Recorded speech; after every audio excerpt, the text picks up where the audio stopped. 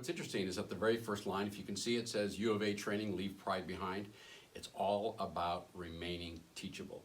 So, what would I tell a new SP?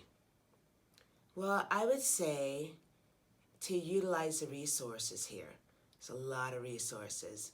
I mean, the faculty, staff is the best thing actually. And then other SPs are always there for you. It's a very inclusive environment. People are always willing to help, and it's not competitive, it's definitely collaborative. And I would say just utilize those resources. To help myself with memorizing case information, I like to build muscle memory. So when I'm practicing a case at home, I like to say the information out loud, and I use whatever verbal or physical affect the character might have. I find that practicing in character builds that muscle memory, and I can remember everything better on the day of the performance. All right, tips to help me remember things during the encounter. I know sign language, just the little alphabet, and so I give myself a physical little cue. When they say a word that, say flank, discreetly to my side, I'll use my finger and I'll make that letter. And it helps me physically remember what those things are. The student can't see them, I'm very discreet, but I might have an S, an M for multiple, things like that. Also, during the time where they're washing their hands for the physical exam, that's a great time for me to rehearse in my mind multiple question. There was a stacked question. I've got this piece of jargon, so that I've kind of reminded myself during that little lull, and that's how I remember. the second thing that I learned to do is embrace the training that we have when we get a new case. And by that, the part that I think most people at the beginning kind of like don't really like that much, and that's the videos. Because that kind of puts you on the spot in front of your peers and so forth.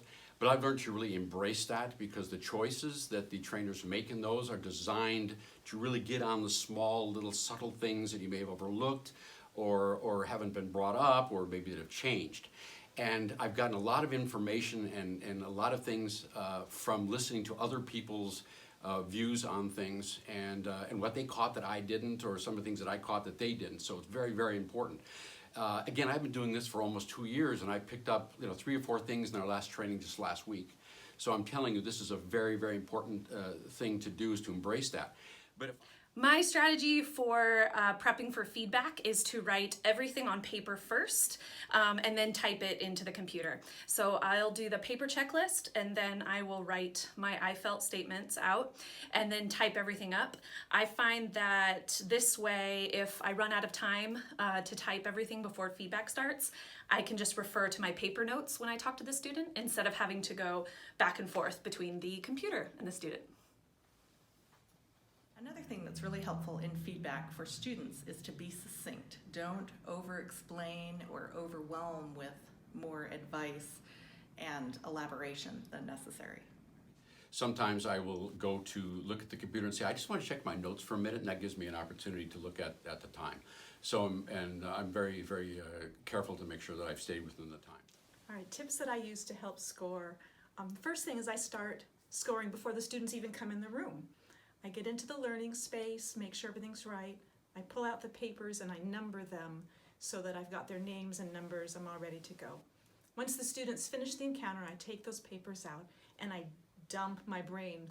I use as many keywords as I can, things like the flank, jargon, repetitive things, anything, just keywords to help me remember. And then I go through and do a very quick yes or no on the paper. That way I have it visually and I can decide what's the most important parts to do my feedback, because then I can see where my no's are. I write my verbal feedback and I don't do any computer scoring until I have that verbal feedback ready to do for the student. And then I go into the computer, quickly go through with my yes or no's, but I try to stay organized with the numbers that are on the questions so that I can look back and say, okay, I have a no on number 5, I've got the comment there on number 5. And again, that way helps keep me organized and I can skim through. If I have any questions or comments for the trainers, I again number them at the bottom so that they can find that. And then we've got all our positives, negatives, questions all easy to find. And that's how I score.